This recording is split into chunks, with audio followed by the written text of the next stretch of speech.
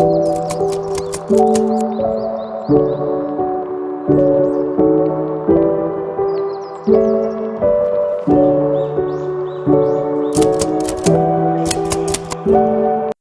few moments later. Kerajaan Sriwijaya merupakan simbol kerajaan maritim Indonesia yang berjaya pada 8 Masehi dan 9 Masehi. Kerajaan ini mampu menguasai wilayah perairan Nusantara, bahkan hingga keluar wilayah Nusantara. Perlu diketahui, kerajaan Sriwijaya memiliki hubungan erat dengan Jawa, sebab silsilah raja-rajanya banyak yang berasal dari Jawa. Kebesaran Sriwijaya dianggap mampu mengimbangi kerajaan Majapahit yang ada di timur. Letak Kerajaan Sriwijaya. J. Coedes pada tahun 1918 berpendapat bahwa wilayah kerajaan Sriwijaya berpusat di Palembang. Beberapa ahli berkesimpulan bahwa kerajaan Sriwijaya berpindah-pindah pusat. Kerajaannya yang diperkirakan dari Kadah berpindah ke Muara, Takus hingga ke Jambi. Struktur genealogi Sriwijaya banyak terputus dan penulisannya tidak teratur. Berikut ini adalah silsilah yang disepakati mengenai susunan raja-raja Sriwijaya setelah kekuasaan Dapuntah yang Sri Jayanasa. Ke-1. Srin Indra Marwan. 2. Raja Daranindra. 3. Raja Samaratungga. 4. Pakai Pikatan. 5. Balaputra Dewa. 6. Sri Udaya Dityawarman. 7. Sri Culamani Warman. 8. Sri Marawijaya Tunggawarman. Masa kejayaan Kerajaan Sriwijaya. Kerajaan Sriwijaya mencapai masa puncak kejayaan pada masa pemerintahan Raja Balaputra Dewa pada abad ke-8 dan ke-9.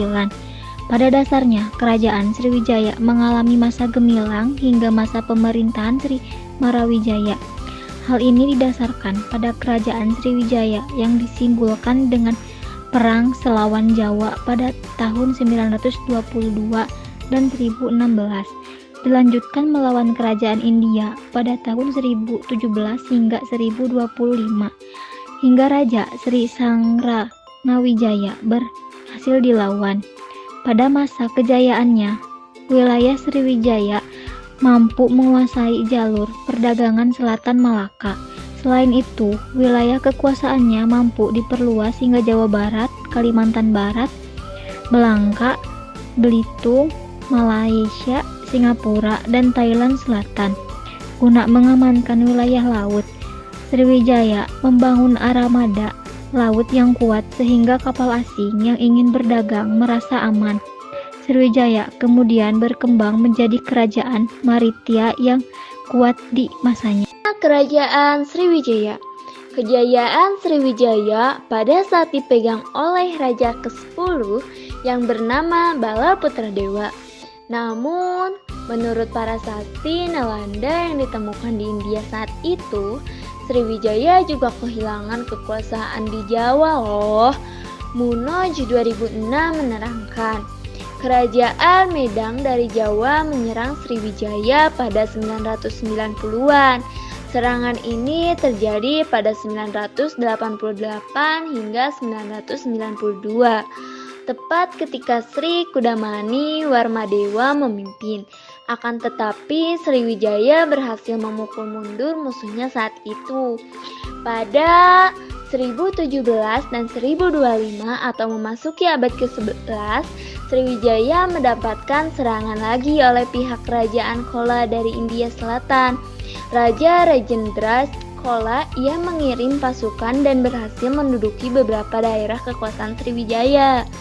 Menurut sastri K.A.N. dalam The Cholas 1935, beberapa kerajaan bawahan Sriwijaya yang telah ditaklukkan oleh pemerintah namun tetap harus tunduk pada pihak Chola. Akibatnya kekuatan Sriwijaya berkurang. Selain diserang oleh kerajaan lain, sebenarnya kondisi alam juga mempengaruhi runtuhnya kerajaan Sriwijaya. Kondisi alam yang disebabkan dangkalnya Sungai Musi serta daratan di sekitarnya juga kurang subur. Hal ini membuat kerajaan Sriwijaya perlahan mulai kehilangan pamornya sebagai kerajaan maritim. Selanjutnya, peninggalan kerajaan Sriwijaya. 1. Prasasti Kedukan. Prasasti Kedukan Bukit ditemukan di Sungai Batang, Kedukan Bukit, Kota Palembang. prasasti ini terdapat angka 686M yang ditulis menggunakan aksara Pallawa dan bahasa Sanskerta. Isi dari prasasti ini adalah mengenai Dapuntahyang yang menaiki perahu dan mengisahkan mengenai kemenangan Sriwijaya.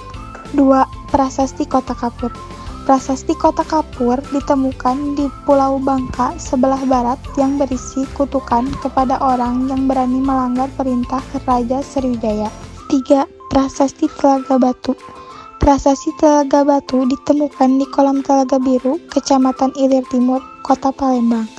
Prasasti ini berisi tentang kutukan orang-orang jahat yang berada di wilayah Kerajaan Sriwijaya. 4. Prasasti Karangberahi. Prasasti Karangberahi ditemukan di Desa Karangberahi, Marangin, Jambi. Prasasti ini berisi mengenai kutukan kepada orang-orang yang tidak setia kepada Raja Kerajaan Sriwijaya. 5. Prasasti Palas Pasema. Prasasti Palas Pasema ditemukan di pinggir rawa Desa Palas Pasema, Lampung Selatan. Prasasti ini beraksara Pallawa dan berbahasa Melayu kuno. Isi dari prasasti ini adalah kutukan kepada orang-orang jahat yang tidak setia terhadap Sriwijaya. One eternity later.